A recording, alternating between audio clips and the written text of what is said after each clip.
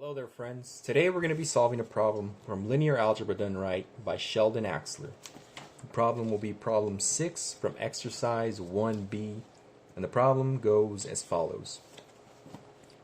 We want to say that these two symbols for infinity and negative infinity, are two distinct objects, neither of which is in R. So we want to define addition and scalar multiplication on R union the set containing infinity and union the set containing negative infinity. And specifically, we're given that the product of the two real numbers is as usual for t, and we define them as such. Let's see, that's captured. Okay, so t of infinity works as you might think. Negative infinity for t less than 0, 0 if t is 0, and infinity if t is greater than 0. The same applies for negative infinity. But it's inverted. It's infinity if t is less than 0. Is that still within frame? Let's see. 0 if t is equal to 0, and negative infinity if t is greater than 0.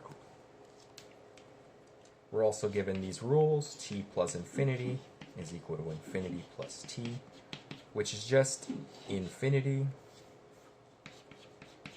And just to be pedantic, I'll write them all down. Minus infinity is equal to minus infinity plus t equal to negative infinity. Infinite plus the infinite is infinite.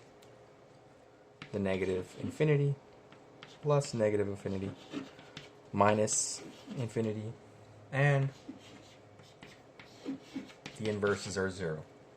And we're being asked, given these properties, is this over here, R union infinity, union negative infinity, a vector space over R, R being the reals?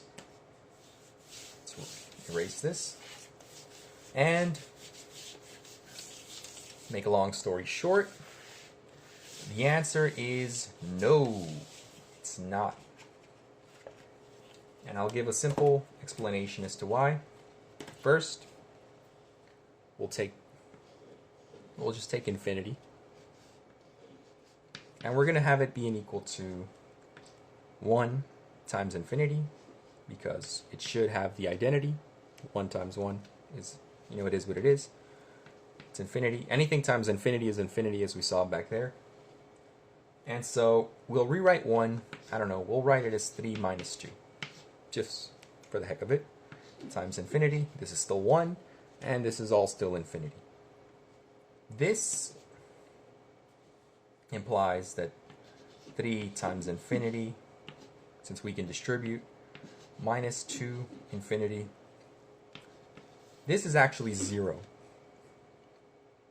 So just from infinity, we've drawn out at 0.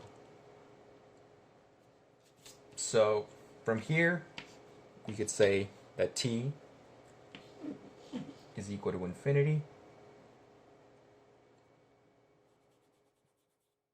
T plus infinity, I should say, is equal to infinity, which is equal to 0. But, which would imply that t is equal to t plus 0, which is infinity, plus t, which is infinity, which is equal to 0. No matter how you cut it, 0 is unique, is a unique vector. So that means there's only one of a kind. It has its own properties. And those properties do not match with whatever the heck is going on with infinity. So clearly, this is not a subspace, because 0 is a unique vector with its own unique properties, none of which allow you to do any of this. So it can't be equal to infinity. Therefore, this is not a vector space. Now, if you have any questions or you need something clarified, feel free to let me know in the comment section. If there's something else you would like me to solve, say from a classroom assignment, homework, different textbook, something you're interested in, etc., feel free to let me know as well in the comment section. Thank you for watching, and I hope you have a nice day.